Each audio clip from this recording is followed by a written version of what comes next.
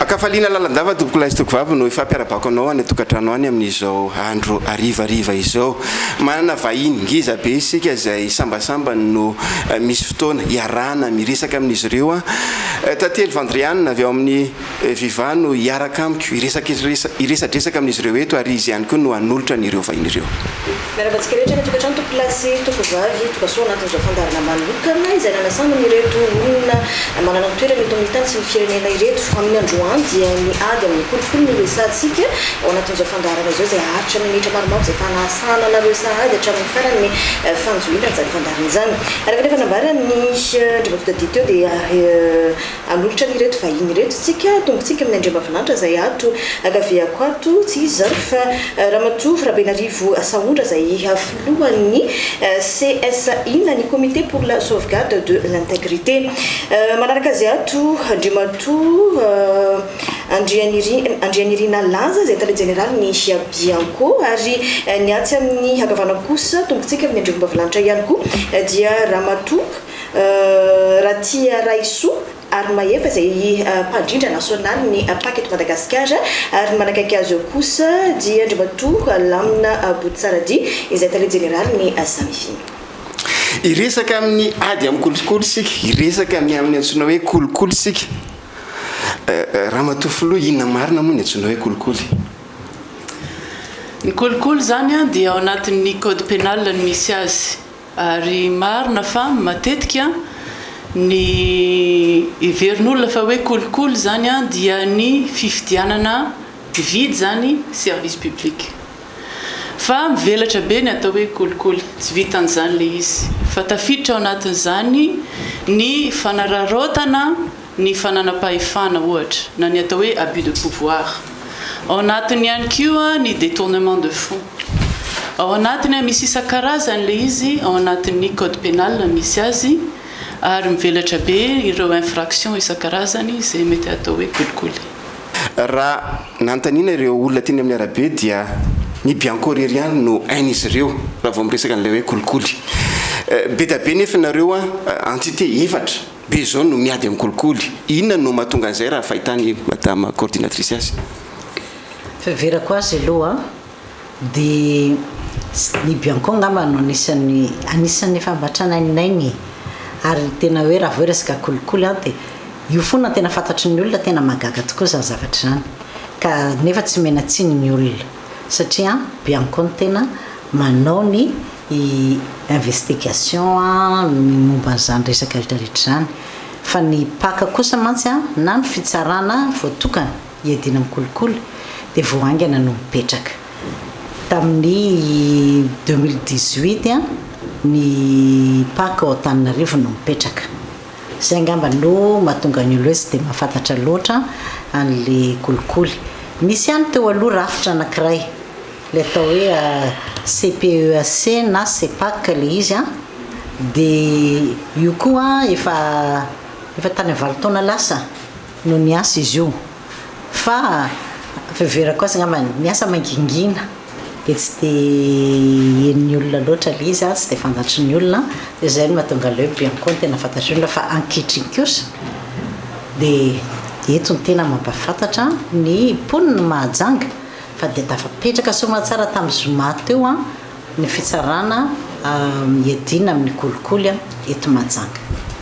Andriamatoa le général ny Samifiny tsy dia hain'olona loatra nareo?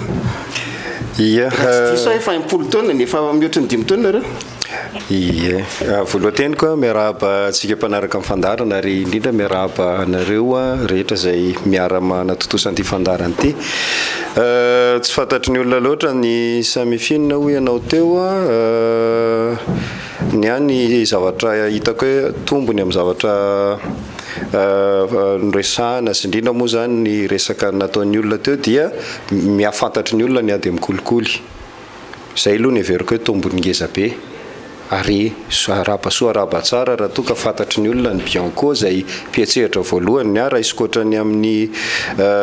tarika manao baolina kitra io misy mpilalao mamiratra fa manana ny anjara toerany daholo na ny mpilalao miara-milalao amin'ny ambony kianja na ny mpanazatra sy ireo olona zay miara miombona amin'ilay ady atao. Samifinina nanomboka 24 no nanomboka nanatanteraka asa. Ny samifinina mantsy dia raha fimpanjakana zany zay mpanangona sy mpikirakira vaovao. Fandikana azy moa zany le hoe Financial Intelligence Unit na Service de renseignement financier. Tsy tena atao hitabataba loatra indrindra amin'ny asa ataony satria mitovitovy amin'ny asa ataon'ny sapapitsikilovana. Zany akory tsy milaza hoe tsy tokony resaka rehefa tokony resaka ary porofony moa zany ny fandraisan'ny samifinanjara amina fandarana ohatr'izao ka araka ny teneniko teo ny amiko ny zava-dehibe dia niady amin'ny kolikoly efa fantatry ny olona ary manomboka mihafantatry ny olona foana ao misehitry ny ady hevitra rehetra zay atao izy amin'izay no mahavantana ny olona kokoa everiko fa tandrify raha toka mahavantana ny olona ny bianco tandrify atsoatsy raha mahavantana ny olona makany amin'ny fitsarana manokana zay napetraka hiady amin'ny kolikoly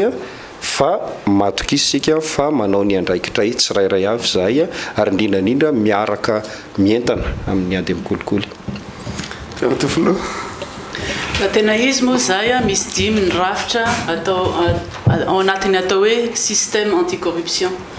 Ny CSI zany no mpandrindra, izy no manao ny coordination. Fa ny efatra hafa zany dia opérationnel daholo. Manomboka ato Bianco sy ny samifinina ny investigation, makany amin'ny pôle anticorruption ny poursuite, ary Atsoaty ipetraka ny atao hoe agence de recouvrement des avoirs illicites. Izy zany no agence maka an'ilay fananana azo tamin'ny fomba tsy ara-dalàna ary mamerina azy amin'ny vahoaka. Ireo dimy ireo zany no miara-miasa amin'ny ady amin'ny kolikoly. Dia ny CSI ihany koa no garantir zany ny indépendance ny fahaleovan-tena ny ireo mpiara-miasa aminay ireo. Izahay no miaro azy zany amin'ny pression isan-karazany ary mandray anjara amin'ny recrutement sy ny révocation an'ireo izay mitondra an'ireo rafitra anakiefatra opérationnel ireo. Ndremato DG, tale général nareo malaza indrindra. Ya, no malaza anankiray angamba zay fa tsy dia any aloha. Ny tena marina tamin'ny fito sy roa arivo zay no teto. Ary izay no mety halalan'ny olona ny hoe Braoma le tena dinan'ny kolikoly ary ny tenanay moa anisan'ny nametraka azy teto tamin'izany andro zany dia zay koa no mety halalan'ny olona le izy satria efa somary efa nihoatra ny 10 taona. Ny Braoma le tena dinan'ny kolikoly koa nefa tamin'ny asa zay natao raha teto mifaritry faritra Boeny ireo faritra tena maro mifaritra efatra no sahan'ny eto satria tale resa-paritra no eto Brao resa-paritra no teto ary mbola eto dia fantatry ny olona satria mitety an'ireo faritra ireo amin'ny asa mandrahara azy apatsifika any fa anankitelo fa tsy fanadihadiana ihany ny amin'ny fanabeazana ary io anisan'ny halalan'ny olona amin'ny Braoma le tena dinan'ny kolikoly rehefa nidina hatrany fotony Braoma le tena dinan'ny kolikoly ny hatramin'ny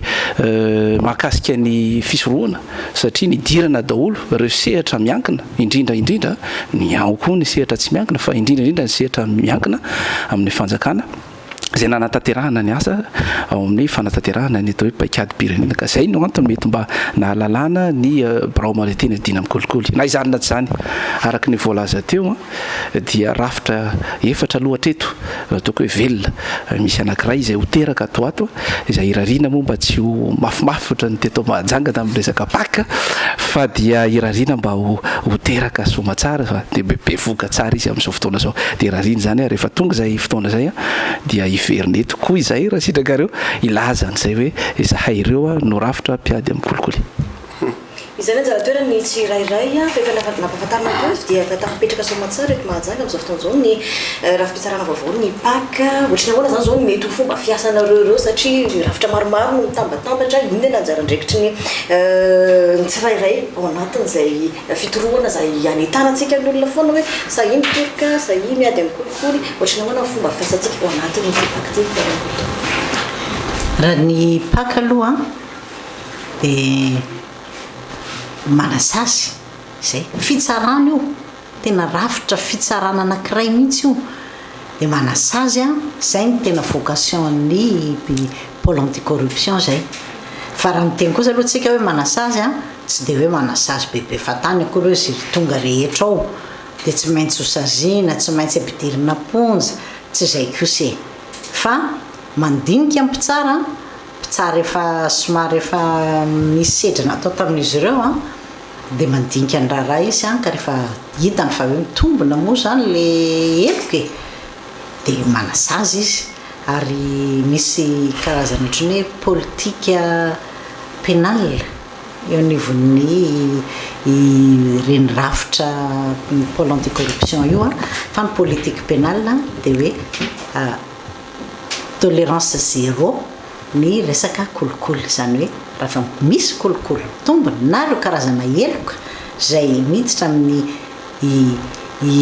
andraikitry ny pôle anticorruption ho nisy ampandro zay ovony sainy Ramatoa filohan'ny CEC teo ohatra fa mbola be dia be mbola maromaro ireo eloka karazana eloka dia rehefa mitombo izy moa zany dia manasazy tena miatra tsy maintsy miatra ny ohatrany ahoana ny antanatohatra alohan'ny atongavana eny amin'ilay paka ay misy le io ndray dia resaka tena pakiady ady eloka satria fitsarana ady eloka ny pôle anticorruption io koa zany tsara petraka tsara mihitsy amintsika vahoaka fa raha ohatra ka hoe resaka ady madio ady tany ady resaka arabola tsy any amin'ny pôle anticorruption zany fery amin'ny fitsarana mahazatra ihany fa raha ohatra kosa le izy ka misy alokaloka kolikoly dia eloka zany ny kolikoly tsinona ady eloka dia zay vao mankao ny raharaha alohan'ny atongavany any amin'ny paka dia mandalo aloha fanadiadiana dia izay no mananana ny bianco manao an'ilay fanadiadiana ifotony amboalohany izy aloha eo ihany koa ngambany ny ato amin'ny samifina koa ngamba tovitovy amin'izay koa kiaroko izy aloha dia rehefa hitandry zareo fa efa mitombona ara-dalàna efa ao daholo ny camarone-pirofo efa azo dia aroso amin'izay le izy makany amin'ny fitsarana any amin'ny pôle anticorruption fanadidina Andriamatoa DG ny fitoriana rehetra ve tonga eny anivon'ny bianco mandeha eny anivon'ny paka daholo sa hoe inona ny mandeha misaotra betsaka mifanotany satria misarika nazava ny zavatra izay mety manjavozavo ho an'ny olona sasany ny amin'ny hoe misy fitarainana ataony dia tsy maintsy ampitaina amin'ny fitsarana mahefy zany tsy marina foana zay satria misy ny fitoroana tsy mitombona misy ihany koa mety natao le kolikoly kanefa tsy ampy ny pirofo hoentiny eny amin'ny fitsarana dia mijanona eo anivon'ny birao maliteny dina amin'ny kolikoly izy dia mandalo ataoko hoe masotsivana moa ny zana azy amin'ny hoe jereny ireo le komity fakakevitra izay misahana fanadiadiana dia apirimina tsy izy tony zany hoe manana zay fahefany zay birao maliteny dina amin'ny kolikoly hitazona sy ampirina ny fitarainana zay tsy nahitana vokatra eo amin'ny ataoko hoe meloka zay fanamelohana le olona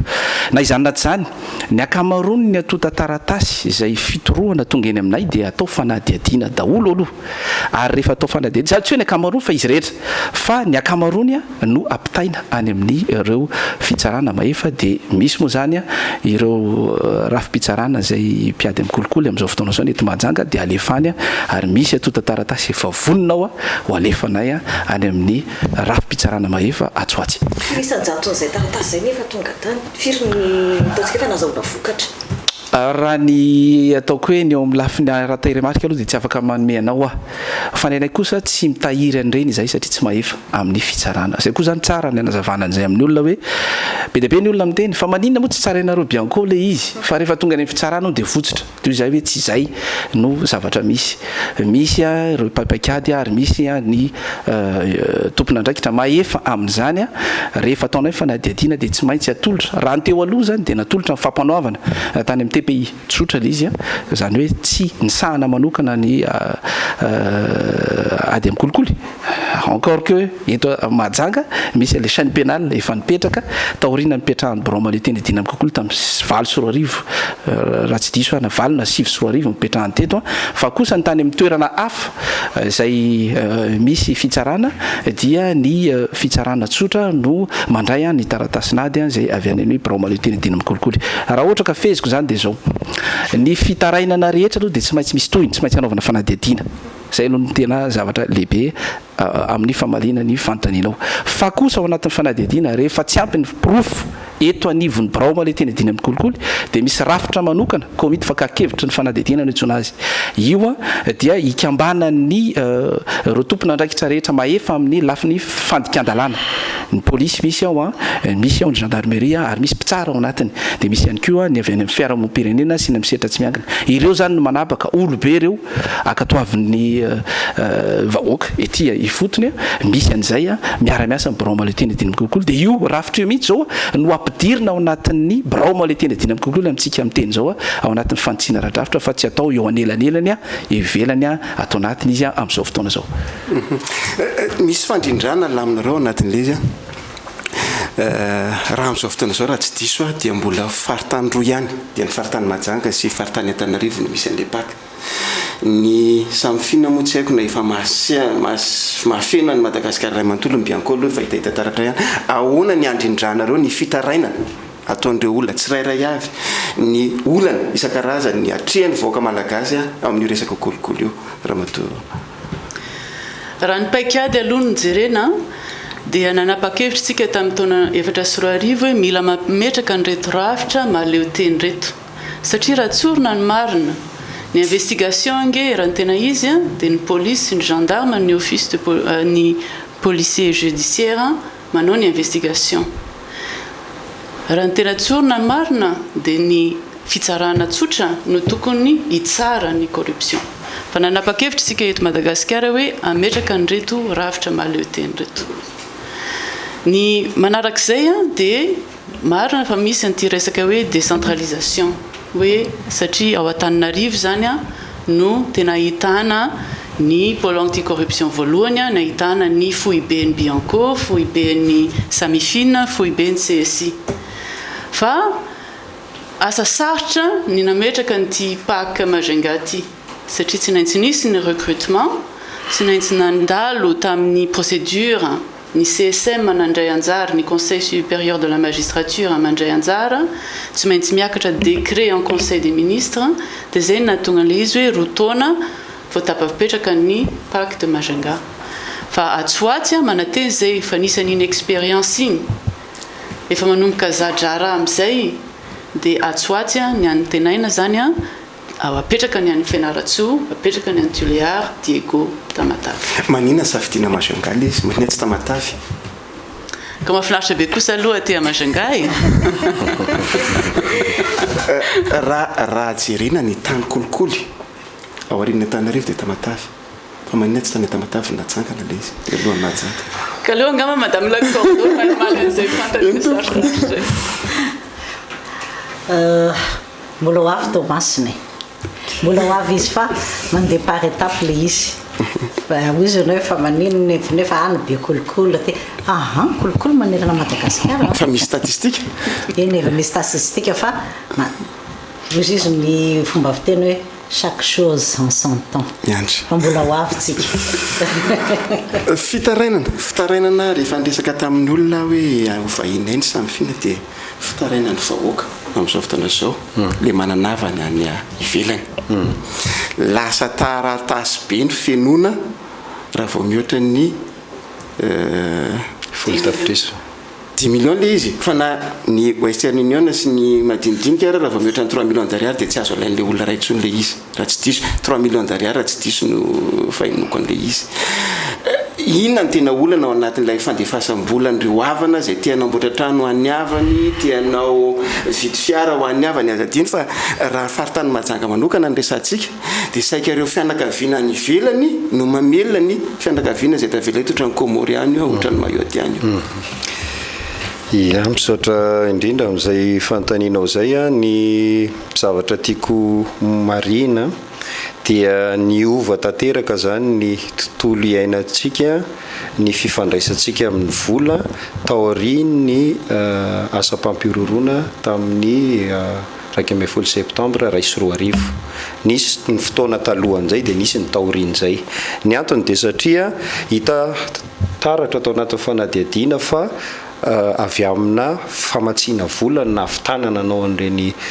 zavatozana moizanain'olona maro reny ka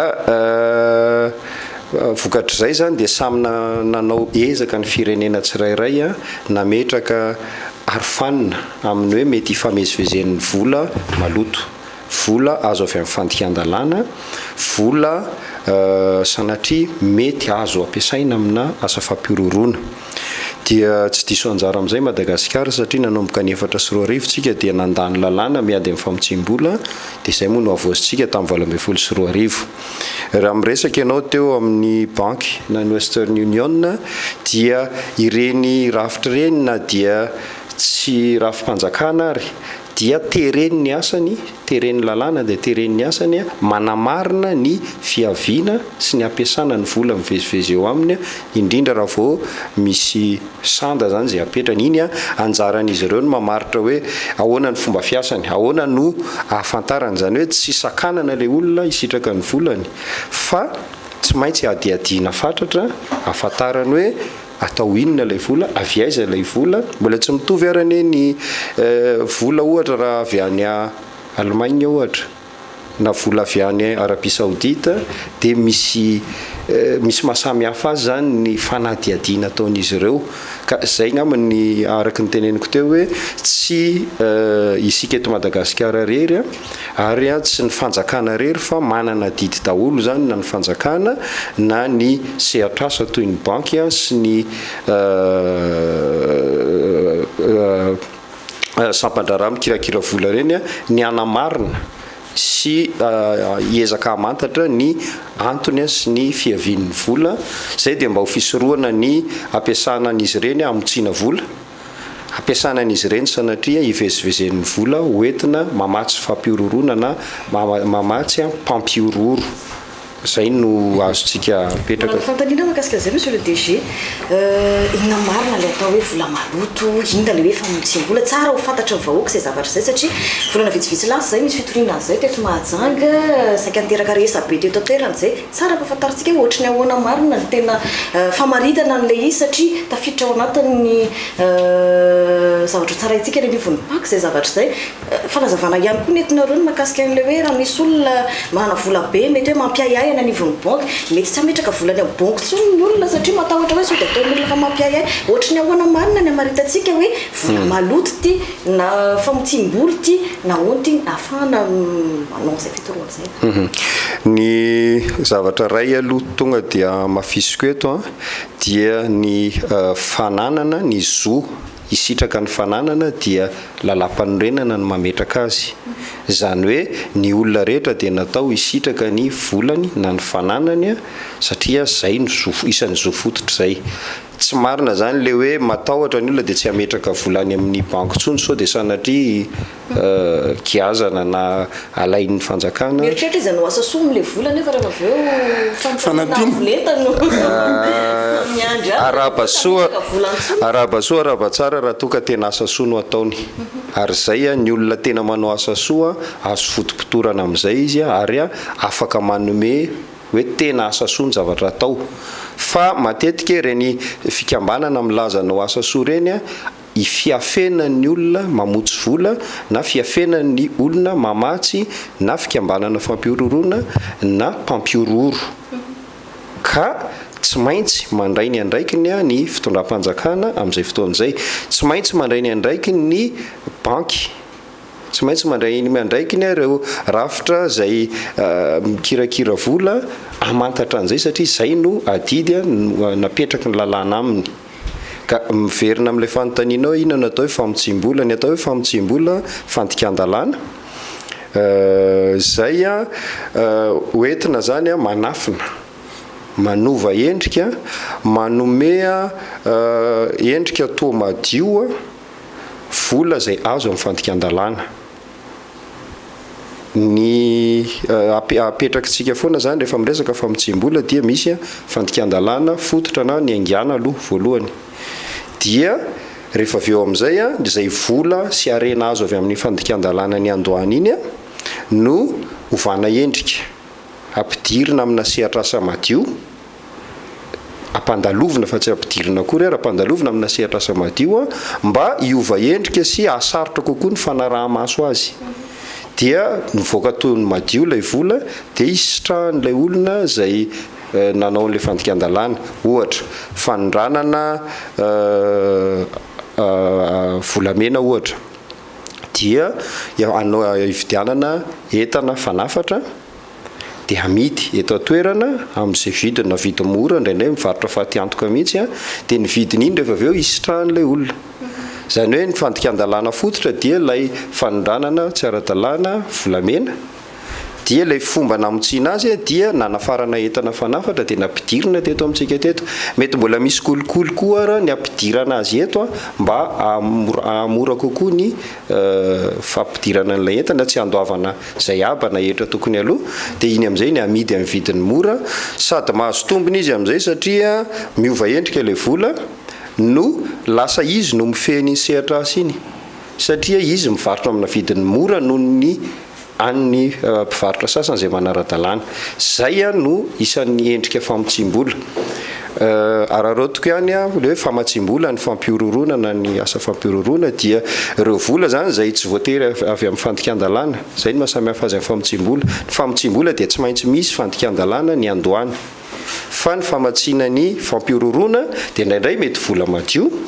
mety ihany koa nefa vola azo avy amina fandikan-dalàna fa hoentina mamatsy na asa fampiororona na fikambanana zay voamarina fa mpampiororo raisiko ohatra ny alkaida satria efa maneran-tany ny fahafantarana azy dia na olona mpampiororo ohatra mpiady any amin'ny lazaina fa ady masina ny Syria dia mamatsy ny fivezivezen'ireny olo ireny dia efa famatsim-bola ny asa fampiororona zay ireo zany no antony tsy maintsy anaraha-maso ny fivezivezen'ny vola sao dia sanatria ny firenentsika no lasa fandalovan'ny vola hoentina manatanteraka asa ratsy na toerana hivezivezen'ny vola azo amin'ny fandikan-dalàna isatsokajiny azadiny fa tsy azo ferana mihitsy hoe inona avy ireo fandikan-dalàna ny andohany ireo satria mety ho fivarotana zava-mahadomelona io fivarotana tsy ara-dalàna fitaovam-piadiana io fakaratakalonaina io zany azahoana vola daholo dia iny amin'izay satria tsy afaka misitraka azy mivantana ilay olona nanao azy dia iny ilay ampandalovina amin'ilay fomba famotsim-bola dia izay no andraikitra ny samifinina mijery mitsirika an'izay rehetra izay mamantatra avy aizany vola izy anao ambadika misy ifandraisany amina fandikan-dalàna ve io dia rehefa vita izay dia izay moa no ampitainany amin'ny raha fitsarana manokana miady amin'ny kolikoly sy ny biankora toa ka misy fandikan-dalàna kolikoly no entina nanatanteraka azy na ireo sampandraraha-panjakana momba ny hetra ny fadijeranana sy ny maro hafa koa izay tompona andraikitra amin'ny famerenana sy fampidirana ny volam-panjakana izay mety ny alàna ny fandoavana azy raha matoa filompandrindra ny paky resaka iantsika teo ny amin'le hoe maninona ty ny aninona ny ary fa tsy voavaly le hoe anao ahoana zany le olona zay mbola tsy misy paky akaiza ny fitarainan'izy ireny fanadihadiana ataon'izy ireny satria rehefa inona izy dia tsarain'ny tribonaly eo atoerana ty pays eo atoerana rehefa inona izy dia tsy maintsy makany aminareo raha fitiniko fantaniko dia hoe toa tsy mitovy ny fomba fitsarana ny ady eo amin'ny kolikoly raha nyendrika misy amin'izao satria azo tsaraina amin'ny TPI sasany aty ampaka faritanyroa misotranao amin'izay fanontaniana izay zao marina fa talohan'ny misy ny paka dia misy le atao hoe chaîne pénale économique et anticorruption fa tsy nalaza CPAC io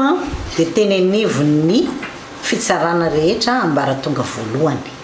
misy an'io dia nisy mpitsara izay ao anatiny ireny fitsarana ireny no notendreny ministère no notendremin'ny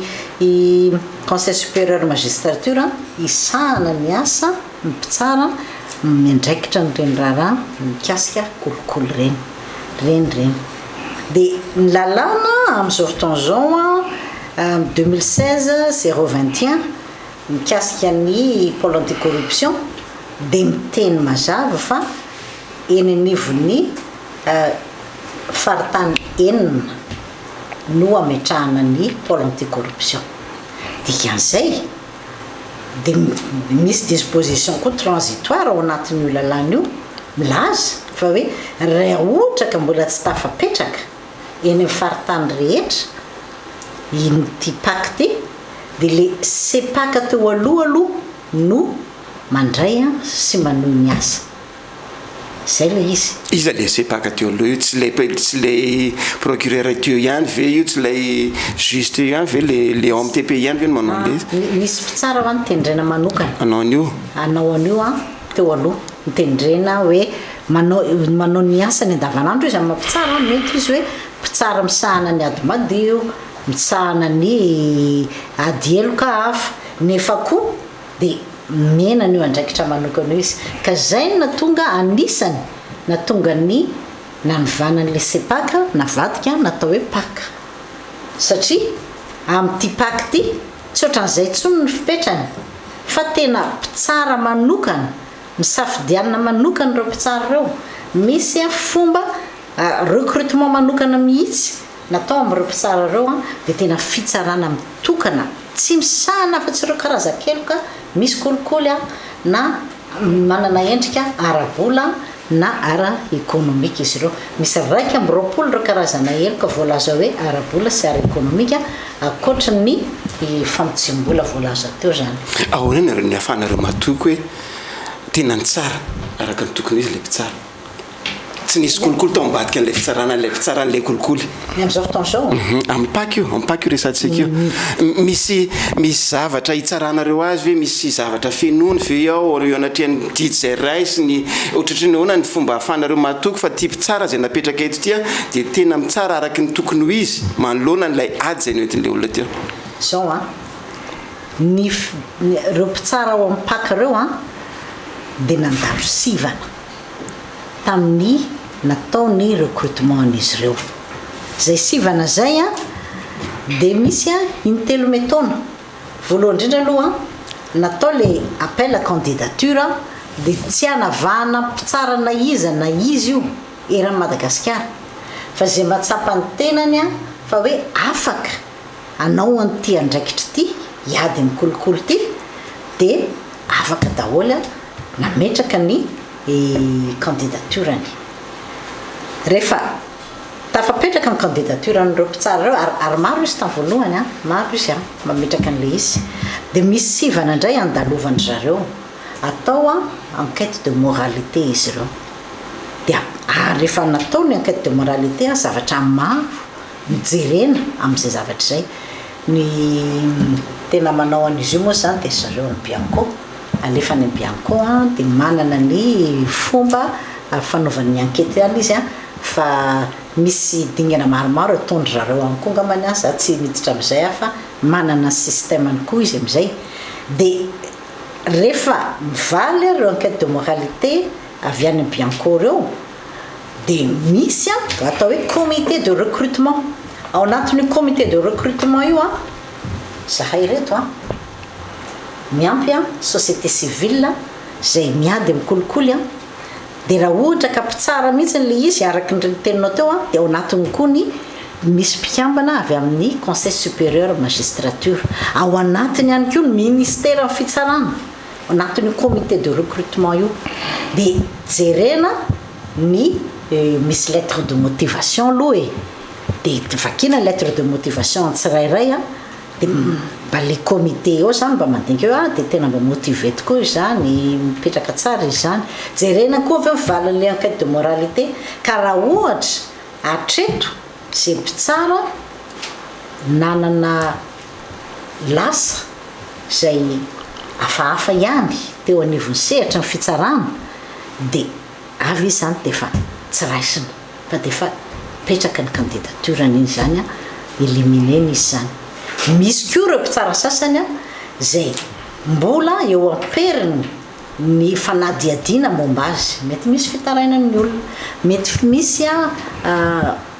fanadiadiana ataony any anivon'ny ministère amin'ny fitsarana any mikasika azy ka tolany ohatra hoe tokony andalo izy conseil de discipline dia zay olona manana zany dossier rehetra zany dia tsy tafiditra ao anatiny zany hoe raha feheziko dia miezaka le comité de recrutement mba mijery kosa zay mpitsara tsy misy mpientina zany ny momba azy zay l izy de zay zany a mba garantie kosa zavatra zay garantie de ambon'zay a ambon'zay mba afahan'ireo mpitsara voafantina voasivanareo indray anatanteraka tsaka sy ndavany ny asany a de misy a fanofanana atao azy am'izao fotoana zao tafapetraka ny pakany mahajanga tamin'ny zoma teo amin'izao tsika miresaka eto zao a reo mpitsara sy prakitra raha rehetra reo a de miatrika fiofanana eto majanga mandritra ny tapabolana momba ny fitondratena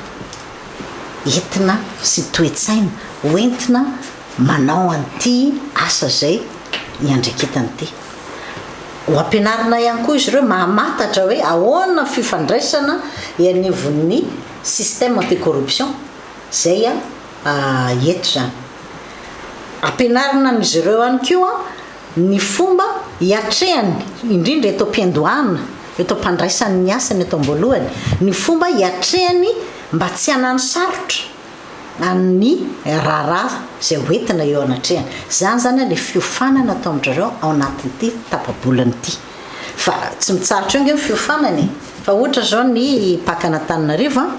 tena nandritro ny rotaona zay tsy mitsahatra be dehibe foana ary andraikitry ny eo amin'ny direction de coordination zay indrindra ny anisan'ny andraikitry ny direction de coordination ny manamafy fahalalan'ireo mpitsara reo de misy andraikitray mihitsy zany ny mitady formation na eto toerana io na nivelany de fa be dehibe mihitsy formation atao tamin'ny mpitsaran'Antananarivo de miezaka anao an'izay ihany koa zany zahay mba tsy hoe ho avahana mpitsara tia Mahajanga fa de ho ataonay koa zany zay zavatra zay tombanezaka eo anatrehan'ilay fitsarana ataony ahoana ny ahafahanareo mitazona azy hoe tena araka ny tokony izy misy zavatra fenony ve isaky n'izy mandray fanapahan-kevitra misy zavatra veriny any aminareo ve ahafahanareo mijery hoe rary ny sitsiny ny didy zay navoaka ny mpitsara iny zao ny lazaiko hoe tena mahasamy hafa be ny tena ko mpitsara andrisin'ny telopolo taona tena hitako hoe mahasamy hafa be ny atreto ny fomba fiasa eo anivon'ny fitsarana manokana edina amin'ny kolikoly sy ny fitsarana zay mahazatra de ny didim-pitsarana rehetra zay tononony ny paka de tsy azo tononona raha tsy efa vita mazava ao anatiny ny antonantony namoana an'le didim-pitsarana zany hoe motivation zany na ny didina tsy maintsy ao anatiny io ny didim-pitsarana anankiray de mpitsara mpamoaka didy no mamoaka azy de misy kosa le principe manao hoe manana ny conviction any izy ny tamin'ny namoahany an'iny nefa tsy azo atao kosa hoe conviction fotsiny fa tsy maintsy mametraka an'le lalàna ihany koa de ao anatin'ny didim-pitsarana zay ho avoakany zany rehetrarehetra zany hoe inona ny antony namoahana ny didy io sur base-na lalàna iza namoahana ny didy io de raha ohatra ka amin'izao fotoana zao Pakan'Antananarivo moa zao mifantatry fa tena 100% mihitsy didim-pitsarana rehetrarehetra mivoaka ao daholo ny motif tsy misy hoe vary mangatsika zany ao fa tena afaka miteny mihitsy tena 100% zay le zay ny eo ka zay zavatra zay kosa fa zava-dehibe kosa zay zava-dehibe zay fandraka am'izay milazay mpadrira nasionaly ny paka teo zay fa nitotoka atao amin'ny CSI satria nareo mitana ny anjara toerana am'le hoe mandrindra aiza ho aiza ny ohatrany ahoana ny novantsika maridrefy ahafahantsika mandrefy an'le hoe famarina toerana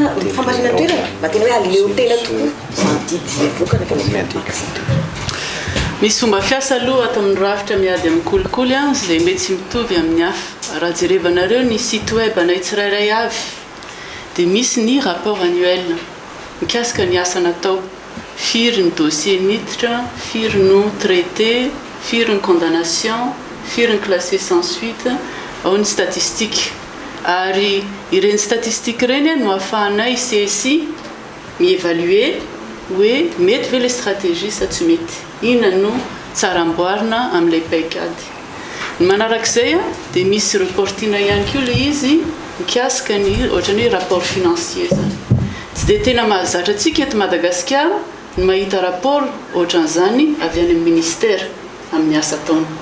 hoe firy ny sekoly natsangako firy ny mpampianatra ny recrutena firy ny natao formation zavatra ohatran'izany ka misy fomba fiasa vaovao ary marina fa mbola manamafy azy zay zao ary manomboka mijery amin'izay le statistique iorientena n'ilay action ary manontany fanontaniana hoe fa maninona no ela be ohatra ty dossier ty tokony afainganina amin'izay ny traitement mila transparence sy redevabilité so dia ohatrany hoe sanatria izany zay indray ny mpanome lesona fa tsy izahay ny manao an'izay zavatra zay dia ny manarak'izay misy kio ny système de recours anisan'ny problème zany eto Madagasikara rehefa misy olona mihevitra fa tsy nahazo ny rariny dia misy fomba misy procédure de doléance raha ohatra ka hita fa misy mpitsara zay mety ka tsy tena nadio araky ny heverana azy zay indrindra moa tsy mahafametra-panontaniana maro matetika hoe ahoana ny afantarany fa tena naleo tena ny mpitsara tao naleo tena iny fandraisana fanapa-kevitra tamin'ilay fitsarana zay natao teo ka sarotra aloha zay zavatra zay sarotra ny mahafantatra na dia manao interview zany zay na misy enquête de moralité na misy système de sélection ny mahafantatra hoe mety misy faille ny olona iny zany mety misy zavatra exploitable ahafahan'ny olona manao pression na hoe corrompre anazy incorruptible marina ve io olona io fa misy ihany ny procédure raha ohatra ka misy tsy fahafahapo ahafahana dia ny CSE ny atao hoe comité de suivi évaluation zay misy ny ministre fitsarana misy anay efatra mianada reto dia afaka manao enquête zay raha ohatra ka fa hita fa tena anormal les décisions ary afaka mandray fanapahan-kevitra ohatran'izany ihany kio raha misy tsy afapo amin'ny asan'reto tale général reto dia afaka ihany kio izy mametraka doléance ary ny CSI no afaka mametraka ny comité manao enquête ary ny CSI ihany miaraka amin'izay comité zay no afaka manala tale général opernasa fa ny zavatra tsy mahazatra amintsika zany ny mahazatra antsika eto Madagasikara ny filoham-pirenena no mametraka ny ministre izy manala azy fa amin'le indépendant ny système anticorruption dia tsy afaka manao an'izay izy raha tsy ny comité izay tarihiny CSI no miteny aminy hoe ohatrany tsy mahavita an'ilay asy ty tale général ty aleo soloina dia ohatran'izany kio ireo mpitsara ao anatin'ny bac tately vetivetika misy an'ilay volavolan-dalàna vaovao izay atolotra ireo mpanao lalàna ao amin'ny antenimieram-pirenena efa laniny gouvernemental izy raha tsy diso fa ny ao amin'ny Sénat moa zany mbola tsy haiko na nahoana le izy tadiaviny zareo vana ny mandat ny PAC raha tsy diso ao anatin'ilay volavolan-dalàna raha efa taona izy dia lasa telo taona ahoana fahitanareo an'izay tsy mahatsiaro tena ve ny fitondrana tsy voatery amin'izao io na taloha fa ny mpanao politika zay angamba teneniny ko azy hoe lasa sakana eo amin'ny sehatra politika ny PAC tsy mahatsiaro tena venareo amin'izay raha toy izako lavidavitra kokoa dia hoe sodia kosa natao mba iarovana tombotsoa na politika anankiray na politika anankiroa ny PAC dia indrindra mipetraka fanontaniana amin'izay resak'izay hoe ny olona rehetrarehetra ve no voatsara ao anatiny io sa hoe misy arangan'olona mety voatsara misy tsy voatsara fa mety misy mipirina fotsiny ary ohatra satria momba azy akosa aloha dia zao e tena tsy manavaka ny PAC tena samy tena fa tsy manavaka ny PAC fa zay vita rehetra mifanadiadiana momba azy ka ampiny vesatra dia miditra ny amponja daholo zay daholo izy tsy manavaka zany ao tsisy hoe madinika na hoe olona tonotonona hoe ny olona vaventy ary be deaibe ao Antananarivo ny olona vaventy be deaibe ny olona vaventy ary sahan'ny paka ny raha momba azy ka io zany tsara ihany apetraka zavatra efa tena tsy manavaka nizaniza zany rehefa tonga ao amin'ny paka le raharaha dia hoe fa ny manahirana nge dia zao hoe raha voasalovan'ny politika le rasam-pitsarany dia eo no mety anany sarotra ihany kosa aloha fa avy aloha ny fitsarana hiasa araka ny tokony ho izy hijeriny raharaha araka ny ao anatin'ny dossier mpitsara fa aza salovanina le izy ndraindraiky le izy ohatrany ianao manonteny le volavolan-dalàna aiza ho aiza nareo natrean'iny miteny an'iny mantsy ianao dia tsy fantatra tsony miteny aloha eritreritra fotsiny eritreritra manokana ny hoe asa sao dia sanatriavana hoe misy zavatra fikasana hoe tiana hoe mba tsy aretan'io paka io aloha afoezina le mandat inona mahasamihafa an'le efa-taona sy telo-taona ka heri-taona le izy raha matompandrindra mpanondro nasionaly ka io ange lalàna nametraka tamin'ny voalohany hoe efa-taona mandat ny mpitsara dia rehefa ahenanao io mandat io dia dika zany dia ahenanao ihany koa ny herin'le paka ahenanao ny fahaleovan-tenan'ireo mpitsara miasa reo oleo dia efa-taona izy tokony nanao ny asa ny kitsipo maninona anao fa dia tapahanao telo-taona le izy ambonin'izay reo olona reo nge ka lalàna no nametra hoe mandat efa-taona ary tamin'izay lalàna zay no ny recrutenan'ireo olona reo dia aiza fe dia tenatena mandat dia hoe ajanony tampoka fotsiny amin'izao asivo lalàna hafa tampoka zao dia hoe ahenao io fa aiza ny zon'ireo mpitsara reo manana zo reo ka manana zo izy recrutena izy tamin'ny hoe efa-taona reo no apetraka eto dia tsy raha ohatra ka hoe ny fomba ny paika momba ny fanovana lalàna zany angambana ohatrany tsy mety zany hoe avy dia ahena tampoka efa lany any lesy raha matoa filoha raha matoa mpanindrina nasionaly tany amin'ny assemblée zay zavatra zay no napetraky ny assemblée nationale mbola tsy lany le zany mbola tsy lany fa mbola mandeha anynivon'ny sénat ny raharaha mbola miandro raha sanatriny zany ka manay koa ny sénat dia ahoana tsy rava ve ny ezaka rehetrarehetra natao anatin'ny tena mampalahelo fa tena rava daholo ny ezaka satria tena nanao ezaka kosa nanao ezaka ka zao nke magaky hoe le sepaka teo aloha efa 20 taona tany niasany dia le paka vao 2 taona dia ovana mampieritreritra ny teny any le zay fa maninona ny navelany janona ela be teo le sepaka nefa misy chiffre ameko anao rao zavatra magaga be mihitsy nyty chiffre ty 20 taona le sepaka ny raha niditra tao aminy 720 sy 700 ny pakana Antananarivo tao anatin'ny 2 taona nisy iny 770 sy 900 dia eritreretina amin'izany hoe ny raha voatsara ny tao anatin'ny 20 taona sepaka 770 sy 300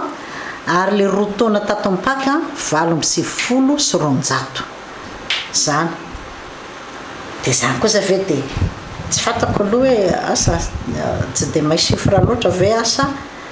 ana fa mahita ihany hoe misy décalage be kosa zany zavatra zany dia ilazaina ve hoe tsy mahomby sahady ve le paka ka dia ahena le mandat ohatrany malasa eritreritra ihany le izy fa raha matofoloha ahoana ny atao raha sanatrika lany io lalàna io ina moa ny atao fa mitohy aloha ny ady amin'ny kolikoly satria samy manana ny anjara asantsika zay système anticorruption dia efa nanatona ny parlement efa nanatona ny gouvernement manatona ny rehetrarehetra nanareo ainao manjery hoe sao dia tokony resahana aloha io proposition de loi io sao dia misy tsy mazava amintsika rehetra hoe nahoana no napetraka ireo fepetra ireo ary inona no mety ho conséquence raha hovaina le izy fa inona moa ny tanjona anamafy ve sa hiaffaiblir an'le système anticorruption arak'izay nolazainy madame coordonnatrice zay efa manomboka hita ny résultat so dia zay no mahatonga antsika te hanaovana io lalàna io avy alao zay hiasa avy alao ho apetraka daholo ny paka eraky Madagasikara zay ara te handeha aingana kokoa noho izao fa miankina amin'ny fanjakana ihany ange le resaka ordonnance sur le recouvrement des avoirs illicites ny filoham-pirenena nahatonga an'iny lalàna iny lany fa intelo nandalo tao amin'ny parlemanta tsy lany mihitsy zao efa complet amin'izay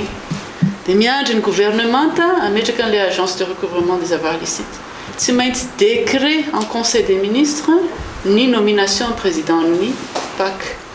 ka ozy izy zay hoe andao andeha aingana toy izay anajanona sy anatsahatra sy ampalemia an'le système anticorruption fefa zay netaetam-bahoaka dia zay maika ny andeha ka ozy izy zay hoe alors resana aloha io proposition de loi io any amin'ny niveau sénat le izy antenaina fa hiverina any amin'ny assemblée nationale ary sanatria ka lany le izy dia misy tsipika andininy ao anatin'ny lalam-panorenana milaza fa izy ny tompo-teny farany ny filoham-pirenena ka anao antso avy zay hoe tsy mifanandrify amin'ny tolérance zéro io lalàna proposition de loi io andriamatoa filoham-pirenena ka miangavy anao zay araky ny fahefana nomenanao tao anatin'ny lalam-panorenana avereno aminay io proposition de loi io rehefa d'accord daholo tsika hoe tolérance zéro d'accord daholo tsika fa vo mafisina ny système anticorruption zay tsika vao andany an'io lalàna io zay nge tsy manday efa taona mipetraka ny lalàna efa roa taona mipetraka ny paka Antananarivo misy foana nge ny fanitsiana afaka atao misy mahatsara azy zay fa kosa raha ohatra ka hiaffaiblir an'le système dia mba tsy ekeny kosany fa tsy zay ny tompo-teny farany fa ny mpandany lalàna sy ny filoham-pirenena ia miresaka kolokolo tsika eta rehefa mandinika zay mpanadiady zay mpanao gazety sy ny vahoaka dia indraindray variana ihany satria variana amin'ilay miliara tsika fa adinitsika ny fanararotapahefana ataon'ireo lehibe na sampandraharaha aty fotony eo amin'ny piasa ny piasa zay mamokatra ho an'ny fanjakana raisiko ohatra anankiray ohatra misy dia ny fanapahana ny permission lasa ao anatin'ny congé zay mampitaraina mpiasa-panjakana fa tsy mahasamyteny satria chef io rehefa terenao mafy io mpiasa-panjakana io ty tsy mamokatra izy fa zay avitany an'ilay 30 andro volana ray no ataony aiza ho aiza ny fanadiadiana ataonareo anatrehan'izay zavatra zay mbola eo ihany kio ny fanodinam-bola azo lazaintsika hoe malefaka ara-dalàna ny ordre de mission tsy nisy nefa dia mivadika vola amina miliara ireny raha atambatra eo amin'ny fandaniam-bola eo amin'ny kitapo-bola mpanjakana aiza ho aiza ny fanadiadiana eo anatrehan'izy ireny ny lalàna moa amin'izao fotoana zao dia manome lalàna ny mpanao gazety anao fanadiadiana sorana be tabe ny ministry anay ekenareo ho raisinareo ve ho tahaka ny document tahakana investigation vita fa zay tsy tory reny vokatra ireny raha izy andriamatota le généraly ia misaodra betsaka amin'ny fantania zay dia ao anatin'ny antsoina hoe saisine mode de saisine raha zay ngamba ny tianao tenenina eto izahay dia mandray an'izay ho isan'ny azo iangana amin'ny fanadiadiana fa nefa kosa nefa mba hiangaviana isika rehetrarehetra mba tsy hanao torapo any anatiny satria sarotra ny torapo ary ny tena marina raha zoina le izy raha betsaka ny torapo dia ho difotra ny fitarainana tahatahaka izany ny braoma teny idinan'ny kolokolo zay ety am-boalohany fanaovana fanadiadiana zay atolotra ny raharaha atolotra ny fitsarana raha miteny ianao hoe misy ireo raharaha zay any anatin'ny mpiasa-panjakana le voalazanao tamin'ny voalohany ny tena marina raha ohatra ka tafiditra ao anatin'ny fanararotana fahefana le izy eo amin'ny fanatanterahana ny asa fanarotana fisahana ny asa ny abus de fonction dia anjara ndraikitry ny braoma le teny idinan'ny kolikoly izay kosa nefa tsy iandry tsy hoe iandro fa tsy iandrona amin'ny torapo fa raha misy zany dia tongava mitory fa tsy voatery loatra aorianany olona anankiray ny braoma le teny idinan'ny kolikoly angatahana ny fahasahina satria amin'izao fotoana zao ihany koa efa misy fomba fitarainana vaovao napetraka raitra de raitra izy io le hitoroka afaka manao fitarainana tsy mitonona anarana mitondra ny pirofo rehetrarehetra any anatin'ilay hitoroka ny olona zay niarana na lasibatra kolikoly na fanaparana fahefana teo amin'ny fizanana asa de atreto moa zany de tsy de betsaka loatra zay ka anetanana ny rehetra zay lasibatry ny fanararotana amin'ny fisanana asa mba hitoroka fa tsy andrasana ny hoe braoma le tena aorina ny tsirairay avy ary anentana azy andresy lahatra azy mihitsy azy andraindray mitorianao le voalazanao faharoa ny amin'ny hoe fitarainana amina fanarotana oui am'le hoe fitondrana zany any amin'ny ainao manjery misy andreo mpanao gazety zay manadiady izy zoany tanteraka zany satria zay mihitsy ary no appréciena amintsika amin'teny zao le antsony hoe journalisme d'investigation mba tsy sanatria hitontonona anaran'olona ka anahirana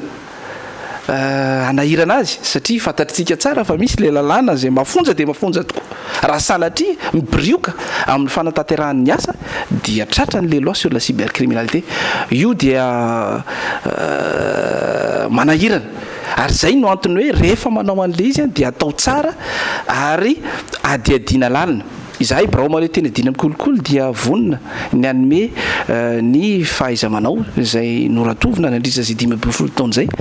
anome an'izay ho andreo zay misehatra ao anatin'ny asa fanaovana gazety mba hanao an'izany ao anatin'ny matianina tanteraka satria loza ho an'ny firenena ny fitoroana olona kanefa tsy mitombona dia zany moa zany ataoko hoe torohevitra ny anay torohevitra ny amin'ny hoe mba tsy hanaovanaovana foana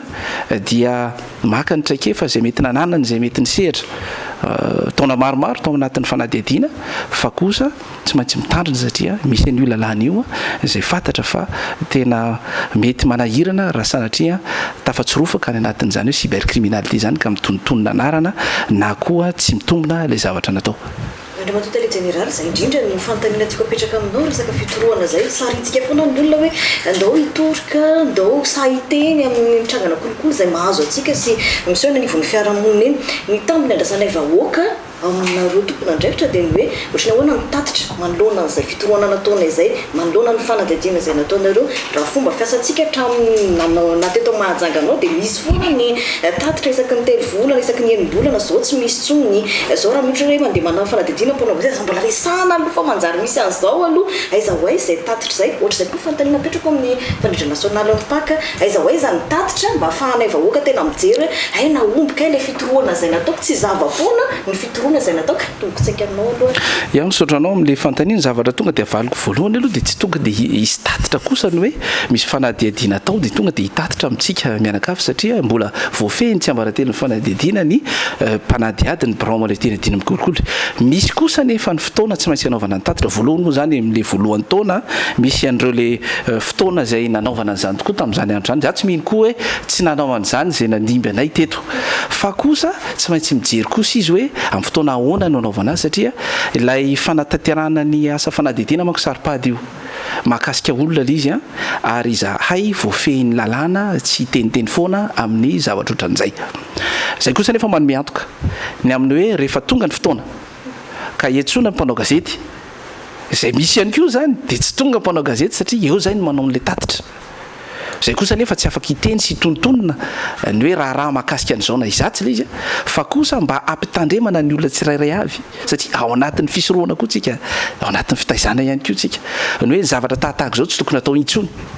ohatra koa ny fampiresena ny braoma le tena idina ny kolikoly hiditra anatina frenatsina ny aroa au-dessus de la mêlée foana bien koa fantatray zany fantatray ary ny anisany mety mahatonga ny sasany taky an'le hoe tatitra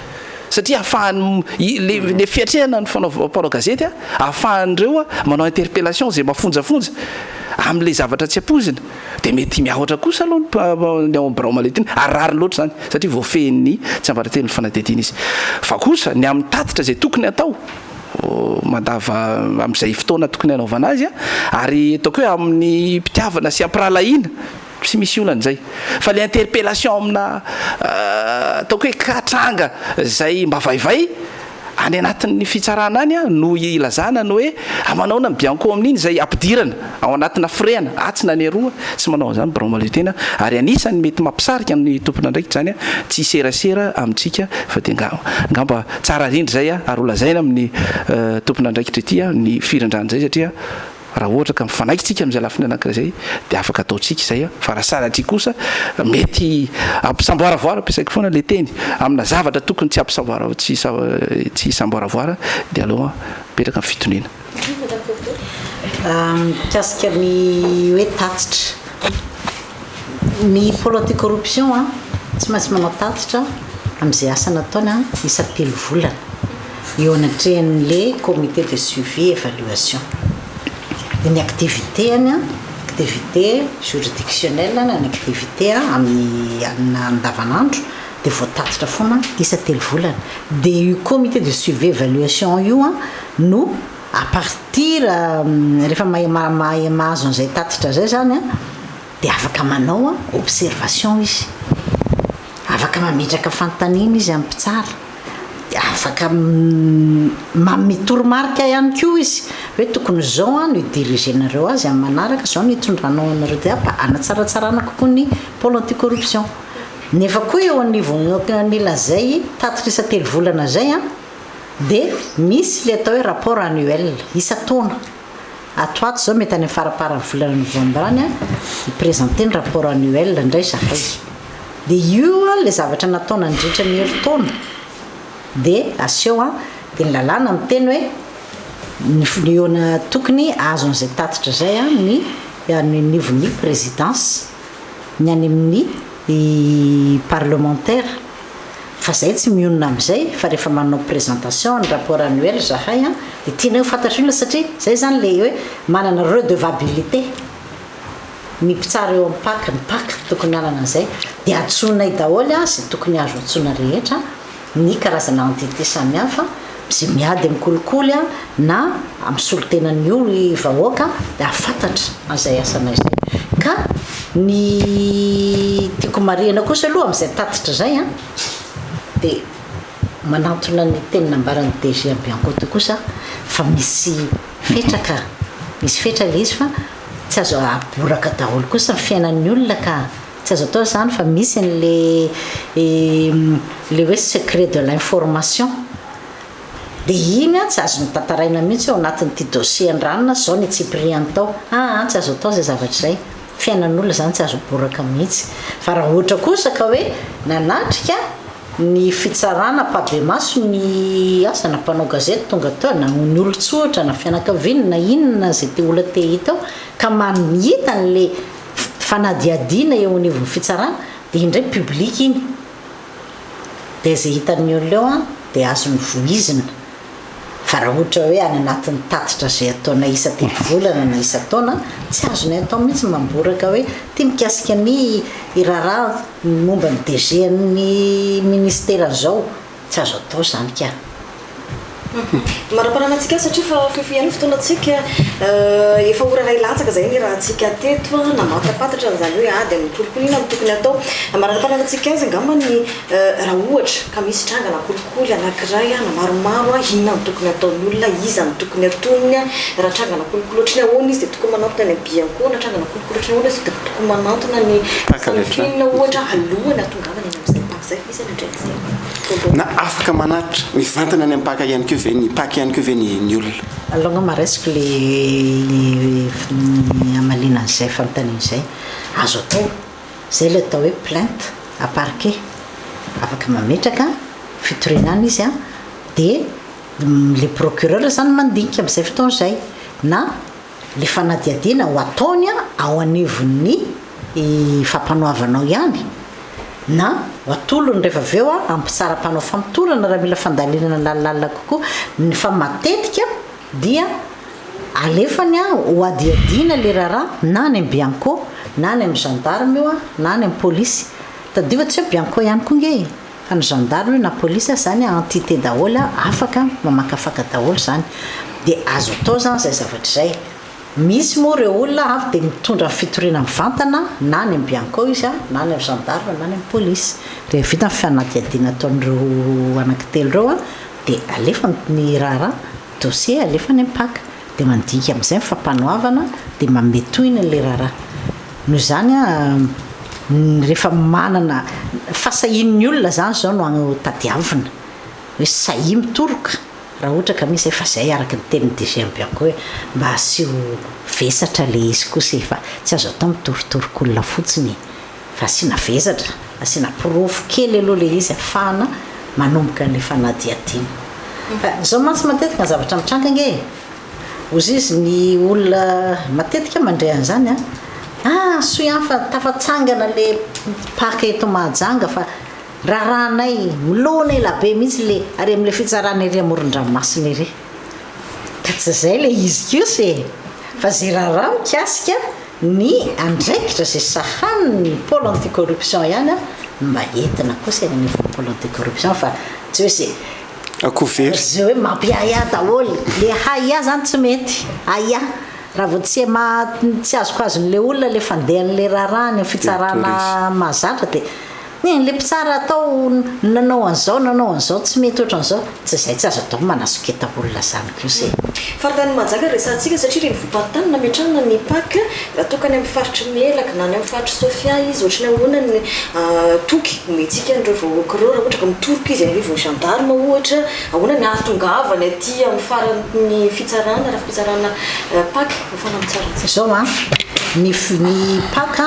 zay mipetraka eny amin'ny reny voaparitany dia misahana an'ireo reo faritra ray manontolo zay mitovy amin'ny compétence ny cour d'appel mahazatra zany hoe za moa tsy dia mahalala loatra ny momba ny faritra reo le zay rehetrarehetra tafiditra amin'ny cour d'appel Mahajanga zany dia sahaniny paka eto amindrenivohitra daholo zay zavatra zay ary io nge zao hoe na any amin'ny ataoko raha hoe any ivelan'ny Mahajanga ville le olona no mipetraka na any le raharaha no mitranga dia misy afaka manao fanadiadiana foana nge any na gendarme ny bianco nge afaka mihitatra nge ny andraikitry ny bianco amin'izany zavatra zany dia rehefa vita le fanadiadiana zany dia entina le izy mankaty amin'ny paka aty amin'ny renivohitra afaka mandehandeha koa le mpitsara koa afaka mandeha le mpitsara mpanao famitorana ny eo amin'ny mpitsara fampanaovana afaka mandeha mivoaka manao an'izany fanadiadiana zany ihany dia rehefa tonga koa fotoana itsarana misy le atao hoe audience foraine azo ny mpitsara mpamoaka dedy tsara na mipaka eto Mahajanga renivohitra mandeha miorganisena zay zavatra zay ary tena tafiditra ao anatin'ny asa tokony ataony mihitsy zany mba hoe tena manatona akaiky n'le vahoaka n'le fitsarana amin'izay fotoana zay efa tena aporosihana mihitsy ny mpitsara hoe ohatra hoe isam-bolana na farafahelany hoe isaky ny roavolana tokony midina any amin'ireny faritra ivelany ireny zany dia amin'izay fotoana zay manatona ny vahoaka le fitsarana fa tsy mionona fotsiny eto andrenivohitra zay mantsy lazaina indraindray hoe ny paka dia ao Antananarivo fotsiny dia ahoana ny re amin'ny faritra lavitra be ary Morombe Iorombe tsy fantatro tsony ohatran'izay fa tsy zay le izy tsy zay le izy fa raha fa mbola eo aloha le sepaka dia sepaka manao any amin'ireny ny toerana lavitra ireny satria sepaka isaky ny fitsarana zay misy ny fitsarana mbara tonga voalohany arange mbola tsy mahenika ny district rehetrarehetra Madagasikara ka ahoana moa hoe paka zay vao napetraka malina hoe tsy maintsy ahenika an'izany fa lalàna miteny hoe enina ihany ny paka fa ao amin'ireo kosa rehefa tafapetraka kosa ireo reo enina reo dia mino ary matoky mihitsy ny tenako fa afaka misahana lavidavitra kokoa le izy maraparany sika fantanina tena farany tsotra be le fantanina mandala tanaty saiko ato le izy dia tsy tantoko ny tsy antany azy tianareo ve ny asanareo za aloha tiako ny asa satria karama dia ataonao le izy tiako ny asa fa tena zay mampitady fahavalo aloha raha iala am'ty fa lasa be fahavalo fotsiny io zay teko taminareo tamin'ny voalohany ohatra ako manokana zao telopolo taona tao anatin'ny fitsarana nisy fotoana sindaka kely tamin'ny fitsarana dia niasa tany ivelany tany miseritry ny Nations Unies tany nahitako expérience hafa be mihitsy le tany amin'ny seritry international dia ohatra tany mihitsy range no nahita an'ity anty hoe amanina moa zavatra mba hitako tany zava-baovao raha mba hitiko amin'ny fireneko ary sy ny tenako dia vonona mihitsy ako ary manana zay conviction fa hoe ilaina le miady mikolokolo tsy mety koa ty asa ty raha tsy manana zay conviction zay dia za manokana aloha dia hoe tiako le asako ary le zavatra sahako miroso amin'le izy fonatrana tsy mitakiratra matota le général ady mikolokolo zany asa nataoko nandritra ny 12 taona zay 4 nanomboka niditra tao raha toka 20 taona nampitsara matoa izy atao 12 taona zay sady tiana ny maresy lahatra ilay asa fa ohatry ny atidy rehetra amin'ny firenena io dia misy fotoana ianao mety any amina sehatra hafa indray dia izao aloha zany dia ny ato amin'ny samifinina ary dia manatanteraka ny asa arak'izay tokony hanatanterahana azy mazava loatra ny asa moa sarotra ny manao asa tsy tiana ary tsy maharesy lahatra no ngamba ny anankiray fa ny faharoa tena raha tsy misy ny ady mikolokolo dia ohatra ny mety veny fanambola velona ny olona raha fijery azy dia manampy amin'izay mba mety ametraka amin'ny fahamarinana eto amin'ny tany sy ny firenena maharesy lahatra zany dia tiana le asa dia eto alohantsika marina fa fandalovana ihany koa ty fa mieritreritra fa mba metraka zavatra aloha fa naiza misy ianao naiza misy any tena dia afaka atao ny ady mikolokolo rehefa maharesy lahatra makasitraka asa masina aloha le izy fa reo zay mahafantatra anazy zany tao amin'ny sefafia taloha dia tamin'ny 2019 vao nitendrena ho FLONCS fa marina fa tsy maintsy ohatra ny miditra ato anatiny ihany satria izy moa no tena manana ny fahefana raha tsy ny fanjakana ka sarotra le asa tsy azo laviny zay fa tiana le izy satria ny firenena ny fitiava-firenena fitiavana ny vahoaka malagasy lafo amintsika loatra le kolokolo izay ihany koa no mamarana ny fandarantsika tompoko lasy tompo vavy isaoranay inareo efatra mianada zay vahiny nanaiky no vahiny ny fandarana inona ihany koa fa nahazo zavatra be da be sika piaino nandritra n'izay adiny ray ny fampiresantsika teto zay inona ihany koa fa voavaly avokoa ireo fanontaniana zay nanitikitika anareo ary mirary soanareo zay amin'izao arivariva izao makasitraka indrindra tompoko sotranao ihany koa tately fandriana nanaiky nandray ny vahintsika sotra indrindra tompoko